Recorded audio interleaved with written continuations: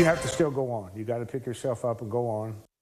A year ago, Teutopolis was evacuated. Now, 365 days later, the Effingham County town is looking back on the chaotic and tragic weekend. Good evening. I'm Brendan Morano. And I'm Amanda Brennan in for Jennifer. Families had to rush out in a moment's notice as anhydrous ammonia started leaking from a nearby tanker truck after it crashed just outside of the city. 5 people, 2 were kids, died. Officials say the leak started after a tanker truck swerved off the road to avoid a collision.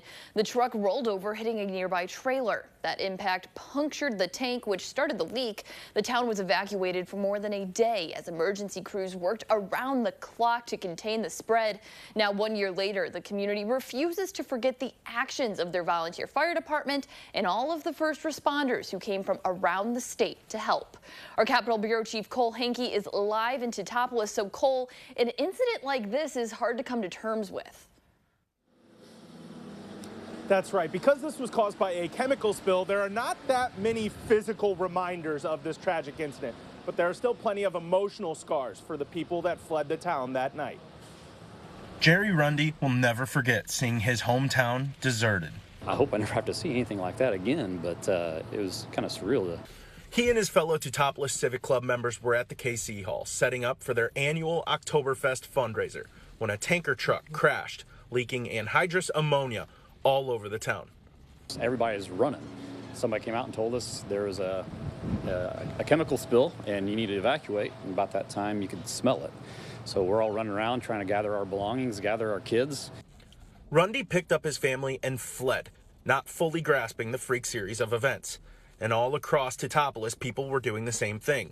The town used reverse 911 calls to tell people to evacuate. I've talked to a few of the first responders, paramedics that got there, and they told me it was the worst night of their life.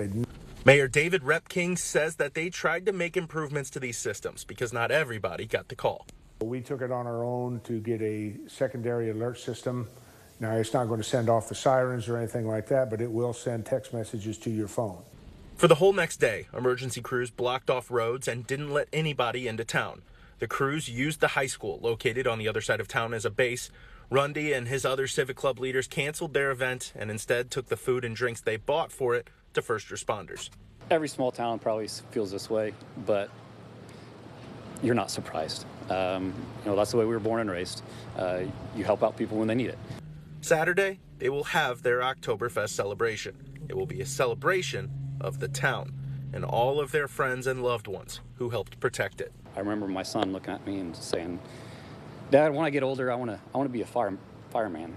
I said, "Why do you want to be that?" I said, or he told me, he goes, "Well, I want to be able to help people too." Now, the National Transportation Safety Board actually opened an investigation into the crash shortly after it happened. I reached out to the federal agency today, and they said that investigation is still going on, and one of this nature could be going on for at least another year before they release official findings. Reporting in Teutopolis, I'm Cole Hankey, WCIA3, your local news leader. All right, Cole, thank you so much.